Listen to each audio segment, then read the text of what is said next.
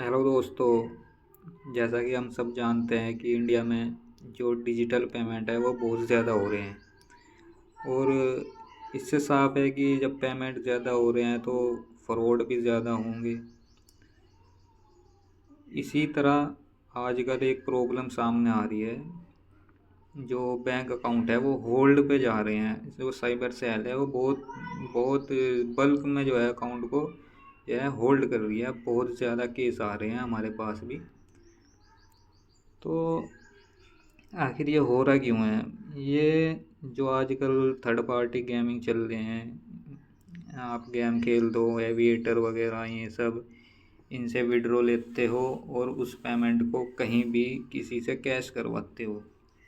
जिस बंदे ने उसको कैश किया या कहीं पे कुछ ख़रीदा आपने दुकान पे से, और उस दुकानदार के जो है अकाउंट में वो पैसा तुमने भेज दिया, तो आपका अकाउंट तो फ्रीज होगा ही, साथ में जहाँ जहाँ आपने पैसा भेजा है उन सब के अकाउंट होल्ड पे जाएंगे। ये बहुत ही सीरियस केस है। हो सकता है अमाउंट बड़ा हो। यहाँ पे दो कंडीशन है। कंडीशन एक तो यह है कि जितना अमाउंट आपने किया है इतना ही होल्ड होगा, और दूसरी कंडीशन यह है कि बहुत से बैंक इस नियम पे नहीं चलते। वह क्या करते हैं, पूरा अकाउंट ही होल्ड कर देते हैं, जबकि साइबर सेल ने उन्हें इंस्ट्रक्शन दिए हैं कि 500 रुपये का, मान लो सपोज 500 रुपये का ट्रांजैक्शन हुआ था, बैंक को चाहिए था कि वो होल्ड करे आपके 500 रुपये, लेकिन उसने पूरा अकाउंट ही ब्लॉक कर दिया। अब उसमें पैसे आ तो रहे हैं लेकिन जा नहीं रहे। ये केस सीरियस है। लेकिन जो सरकारी बैंक जो होते हैं, जैसे Punjab national bank, SBI, UCO bank, ये सब क्या करते हैं, उसी अमाउंट को होल्ड करते हैं जो फ्रॉड हुआ है, जिस अमाउंट पे फ्रॉड हुआ है। और बाकी जो बैंक है वो रन करता रहता है, ट्रांजैक्शन होते रहते हैं। लेकिन बहुत से छोटे बैंक है, थर्ड पार्टी बैंक है, जैसे कि कोई से ने एयरटेल पेमेंट बैंक में खाता खोल रखा है, या फिर जियो पेमेंट बैंक में। तो ये जो बैंक हैं ये पूरा अकाउंट ही फ्रीज कर देते हैं। इन्हें नियम कानून से कोई मतलब नहीं है। अब इस केस में क्या करें? इस केस में सपोज आपका अकाउंट होल्ड पे गया है और आपको मैसेज मिला है। अब मैसेज आपको कुछ ऐसा मिलेगा, हम आपको दिखा रहे हैं जैसे कि ये इसमें लिखा है योर अकाउंट नंबर, लास्ट के 4 डिजिट हैं, और इसमें बाकायदा जो बैंक ने हमें एक्नॉलेजमेंट नंबर भी दिया है साइबर सेल का, कि इस योर रिपोर्ट का जो है एक्नॉलेजमेंट नंबर है और आपका अकाउंट ब्लॉक्ड हो गया है।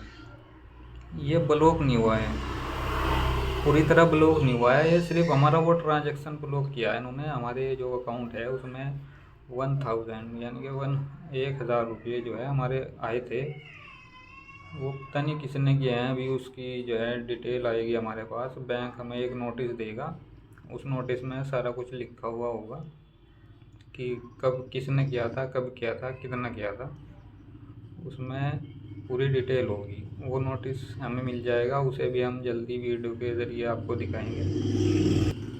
ये तो हमारा जो है अकाउंट यूको बैंक है हमारे, इसने हमारे सिर्फ 1000 रुपये ही हमारे होल्ड किए हैं, बाकी अकाउंट जो है सही वर्क कर रहा है। अब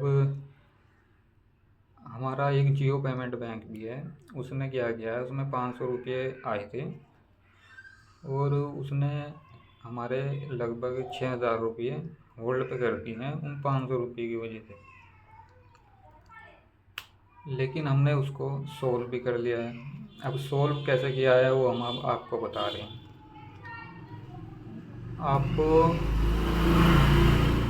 जियो पेमेंट बैंक ही है, ज़्यादातर आपको ब्रांच तो कहीं मिलेगी नहीं इनकी, इनको ईमेल से ही आपको कांटेक्ट करना पड़ेगा। अब ईमेल से इनको कांटेक्ट कीजिए, वे आपको उधर से क्या भेजेंगे, एक्नॉलेजमेंट नंबर भेजेंगे और बताएंगे कि इतना अमाउंट था और ये इस तारीख में हुआ था, इस वजह से आपका जो अकाउंट है वो ब्लॉक कर दिया गया है। फिर आपको क्या करना है, आपको क्या करना है कि वो जो डिटेल आपको मिली है बैंक की साइड से, उस डिटेल को अपने पास सेव रखिए। और एक अगर आपका अमाउंट ज़्यादा है, मैं उस केस में बता रहा हूँ, अगर 1000-2000 रुपये हैं तो आप इसके चक्कर में ना पड़े, कुछ दिन में खुद ही अनहोल्ड हो जाएगा, अनफ्रीज हो जाएगा। लेकिन अगर अमाउंट आपका ज़्यादा है, मान लो 10 के से ज़्यादा है, 10,000 से ऊपर का अमाउंट है मान लो, तो आपको क्या करना है, एक लॉयर पकड़ लो आप, 1,500 रुपये उसकी जेब में गिर दो। और सबसे पहले, उससे पहले आपको क्या करना है, लॉयर अभी हम बाद में बताएंगे, वो जो आपको डिटेल मिली है एक्नॉलेजमेंट नंबर, उसको आपको अपने सिटी के नियरेस्ट साइबर सेल में जाना है। वहाँ से आपको एक्नॉलेजमेंट नंबर उनको बताना है और उनसे कहना है कि हमें वो बता दीजिए कि किस थाने से हुई है, किस सिटी से हमारी रिपोर्ट हुई है। वो आपको बताएंगे थाना कौन सा है, ज़िला कौन सा है, ये डिटेल आप ऐड कर लीजिए, अपने पास सेव रखिए। अब उस डिटेल को आप नेट पे डालिएगा और उस थाने की ईमेल आईडी आपको निकालनी है। ईमेल आईडी और मोबाइल नंबर दोनों, हेल्पलाइन ईमेल आईडी और मोबाइल नंबर उस थाने की, पर्टिकुलर थाने की, साइबर सेल की, आपको उसकी जो है ईमेल आईडी और मोबाइल नंबर सर्च करना है नेट से। वो भी हम आपको बता देंगे कैसे आप आसानी के साथ उसको सर्च करेंगे। अब आपके पास ईमेल आईडी है और मोबाइल नंबर है। अब आप उस ईमेल पे उस जहाँ से जिसने आपको पेमेंट किया था उसका आधार कार्ड और एक ईमेल लिख दीजिए, जैसे एप्लीकेशन लिखते हैं कि ये जो है हमारा ट्रांजैक्शन जेन्युइन था और इस दिन हुआ था, ऐसे ऐसे हुआ था, जैसे भी कुछ हुआ था, किस लिए हुआ था ट्रांजैक्शन, सब लिख दीजिए। और उसको उनको लिखिए कि जल्दी से जल्दी इसको जो है अनफ्रीज करने की कृपया कीजिए। आपको 1-2 दिन में रिवर्ट में एक ईमेल मिलेगी, जैसे भी कुछ स्टेटस होगा। अगर आपको ईमेल मिलती है आपके अकॉर्डिंग, कहते हैं कि हो जाएगा, इस दिन हो जाएगा, इतनी टाइम लगेगा, तो ठीक है, वो बताते हैं कि इतना टाइम लगेगा, इस दिन हो जाएगा अनब्लॉक अनफ्रीज, तो ठीक है। वरना फिर सपोज़ उधर से या तो रिस्पॉन्स ही नहीं आ रहा है, या फिर रिस्पॉन्स आया है उसमें जो है आपके अकॉर्डिंग नहीं है रिस्पॉन्स, तो आपको क्या करना है, आपको एक लॉयर को पकड़ना है और उसे 500 रुपये दे देने हैं। उसे कहना है कि एक नोटिस जारी कीजिए, हमारा जो है ये फ्रीज जो है, हमारा अकाउंट जो है फ्रीज हो गया है, और इस साइबर सेल को एक नोटिस भेजिए और इस बैंक को, ये मेरा बैंक है, इसको भी एक नोटिस भेजिए। बाकी वो जो फाइनेंस से जुड़े हुए वकील होते हैं वो कुछ समझ जाएंगे, वो अपने हिसाब से ईमेल कर उन्हें नोटिस भेजते हैं।